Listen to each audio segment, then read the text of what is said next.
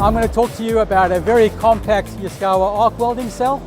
As you can see, on that side we have a loading and unloading area, and on this side we have the arc welding area. One key feature here is you can do both at the same time.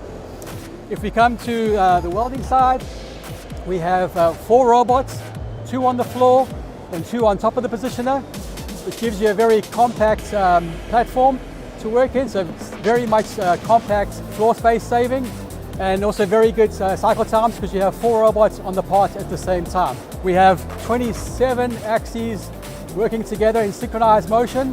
The Yaskawa robot can do a maximum of 72, so it's a really good showcase of our coordinate motion together.